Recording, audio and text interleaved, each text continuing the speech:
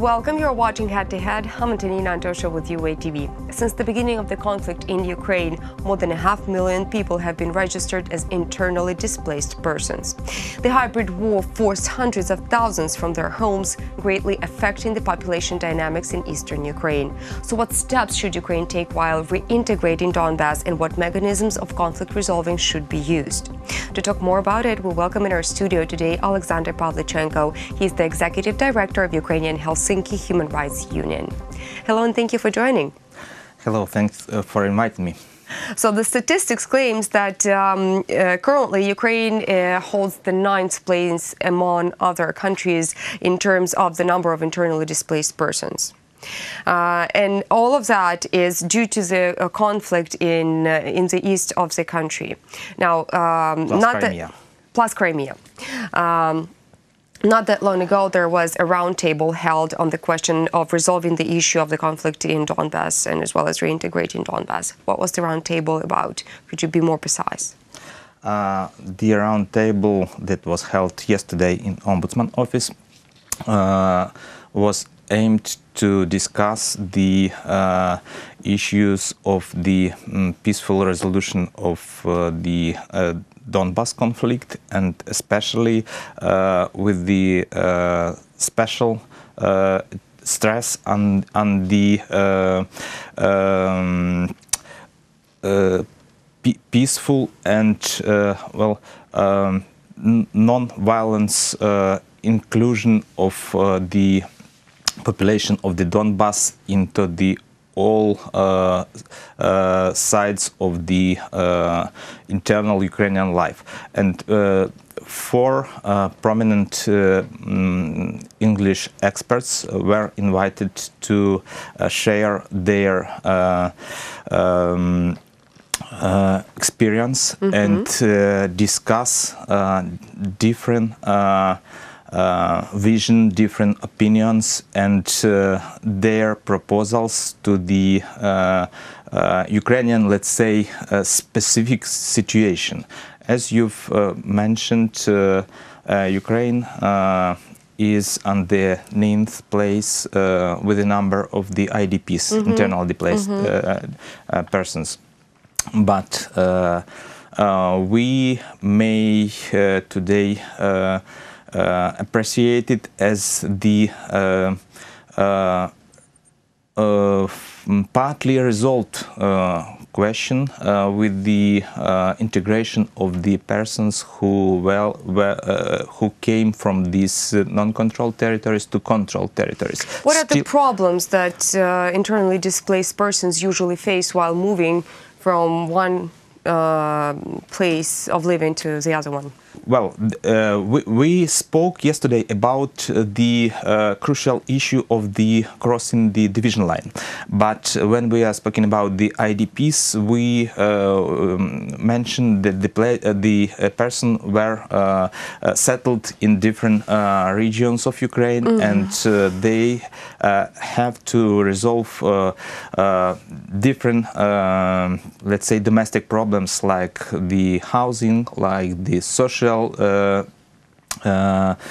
payments. By social payments, you mean pensions and healthcare?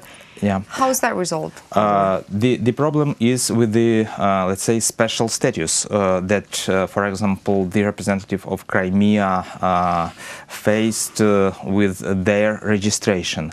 And for them, it's not easy. Also for the persons who came from the non-controlled territories to be registered at the same level as the, let's say, Ukrainian citizens from the controlled territories, controlled by the government of Ukraine territories.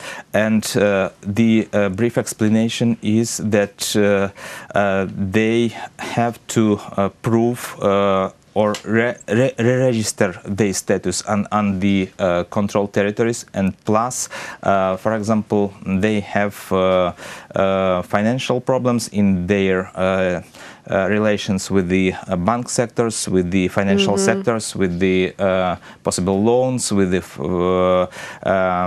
interpreters activities,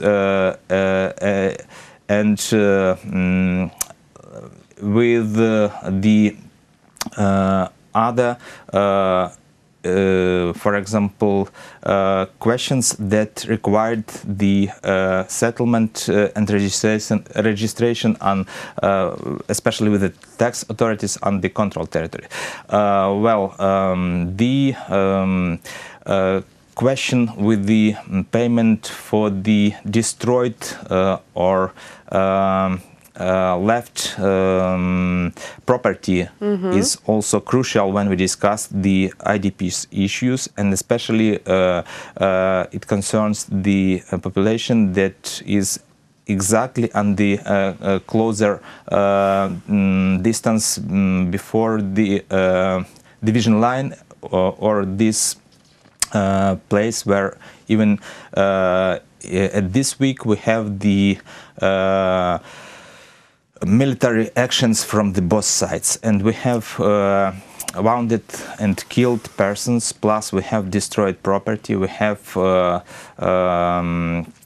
the situation when the persons still are in these small villages across the division line without possibility to move from this area, because they have not enough resources to be settled in other regions of Ukraine. How do we settle these issues? What are we doing to solve these problems already right now, except for talking about them and for voicing them, which is also very important, but there should be some kind of mechanism of solving these problems.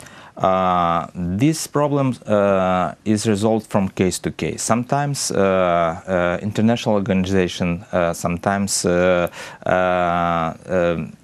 national mechanisms are used to propose persons to be resettled in different other areas, and the question of new houses, new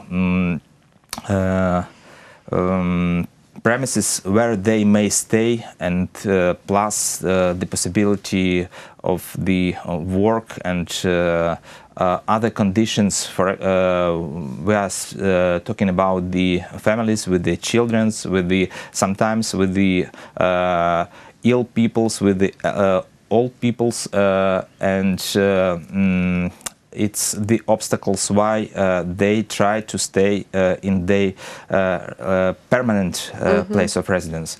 Well, the biggest one of the biggest problem was and still remain the crossing the borderline. We have still 5 so-called bridges, corridors between controlled and non-controlled area, 1 only in Lugansk region and 4 in Donetsk region, when we are speaking about the east region, not Crimea.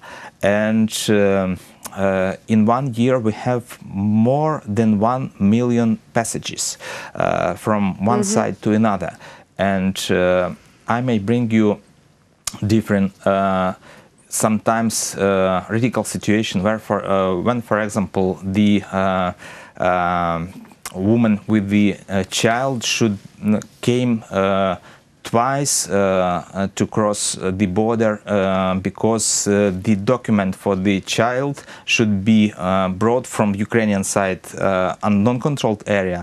That, for example, if we have not the whole family but only woman with child without the husband, when husband is missed, because of obligatory requirement to have such a permission. To obtain such a permission, the person should came to the Ukrainian territory, take this permission, turn back, and only then start to move with the child to this territory. So it's it takes 2-3 days, this operation.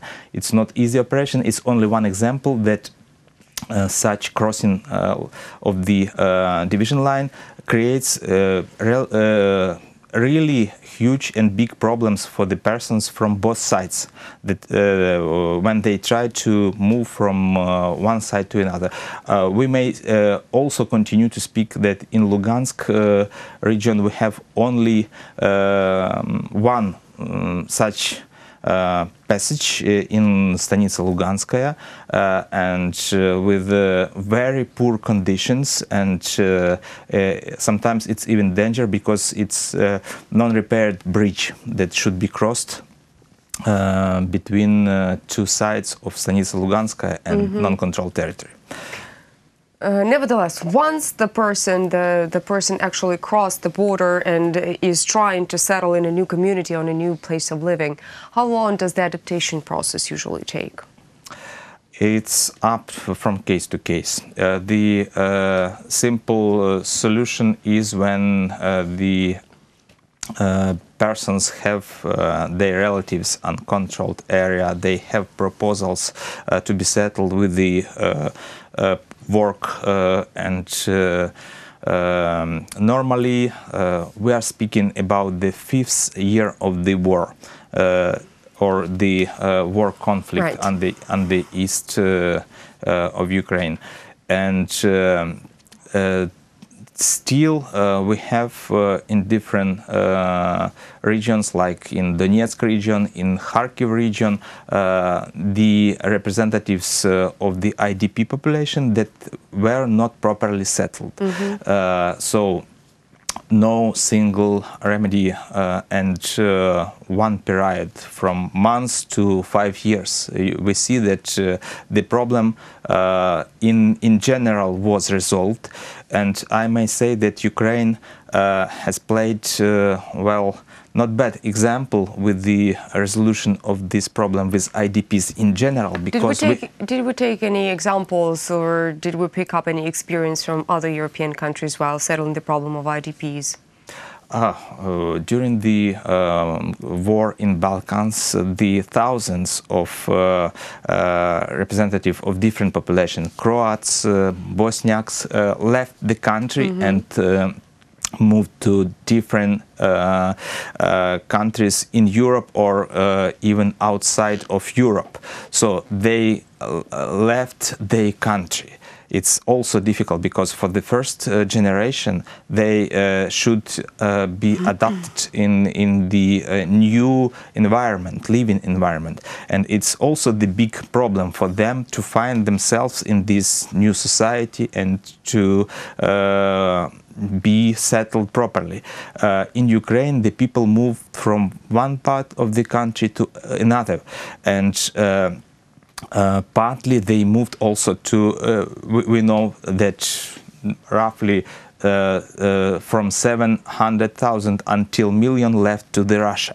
So they moved also to the in other direction, but they were settled, and till tomorrow we don't have the, let's say, very big tension with the IDPs. The problem remains. The problem were not resolved completely, but still the general situation is not so bad as it was expected. Well, hopefully the remaining problems will be resolved as soon as possible. Thank you so much for coming and explaining the situation. That was Oleksandr Pavlichenko. He is the Executive Director of Ukrainian Helsinki Human Rights Union. Thank you so much for watching UATV. Stay tuned for the rest.